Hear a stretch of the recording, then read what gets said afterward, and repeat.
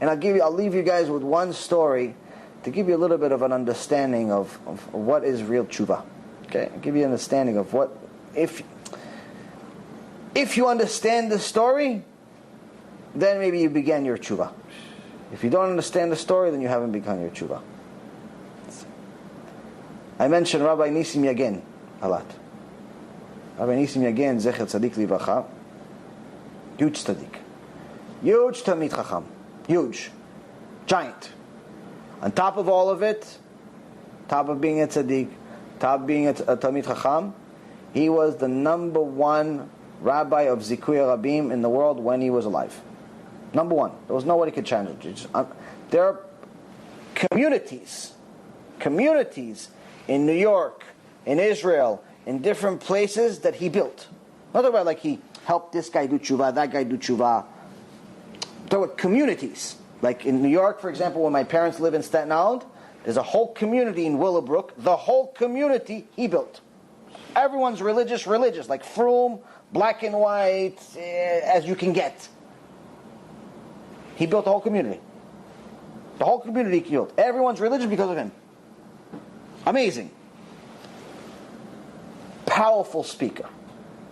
Personally, I mean, I've been a professional speaker for many years. I've heard a lot of speakers. I appreciate speakers aside from Torah. I appreciate speakers. Personally, I think he's the best speaker of all time about any subject. He's amazing. On top of all that, he was a huge Kiruv personality. Now, I heard this story when I was in Phoenix from someone that was at this lecture. Someone that he saw this. So meaning this is coming firsthand. Not stuck, obviously, it's not coming from Rabbi Nisim again. It's coming from somebody that was there. He says, we went to a seminar. Listen to the story. The story could change your life. For this story, I think it was worth coming. We went to a seminar. Rabbi Nisim again, in a Shabbaton, in a hotel. Rabbi Nisim again was powerful. His speech, his words, everybody was really into it. And this was towards the end of his life. Misken, he died relatively young from cancer.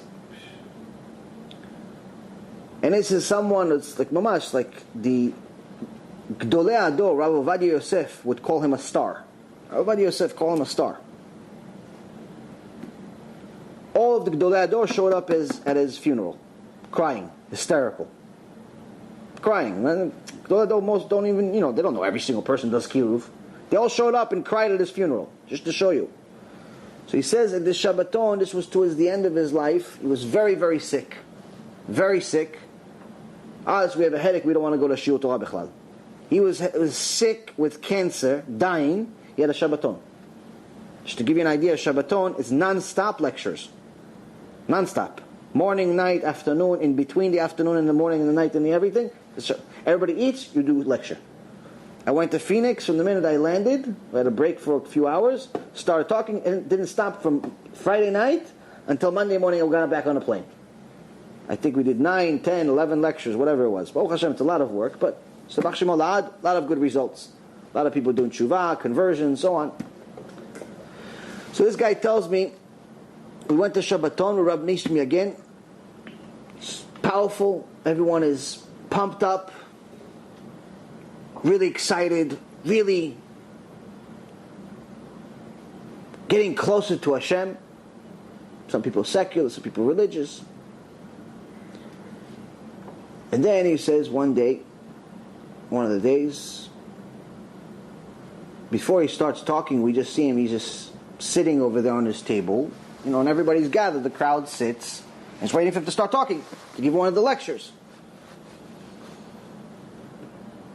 Minute passes, 2 minutes passes, and you see him looking, just looking, and you start seeing him cry. Hysterical crying. Rav Nisim again starts hysterical crying. He tells the crowd, pray for me, please. Pray for me. I'm going to meet my Maker soon. I'm going to meet Hashem soon. The crowd starts crying. The crowd is in shock. They say, most of us didn't even start doing tshuva yet. We kept this Shabbat, we're already thinking we're going to Gan Eden. This tzaddik Yesod Olam is glued to Hashem. I don't know how you can get more. The Zikui Arabim when he has cancer.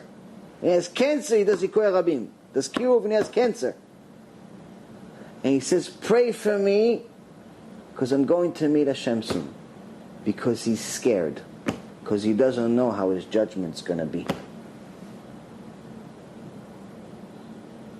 Do you understand what this? Do you understand? This, I heard this, I get goosebumps. The guy's telling me, we all started crying. If he's worried about his judgment, one of us,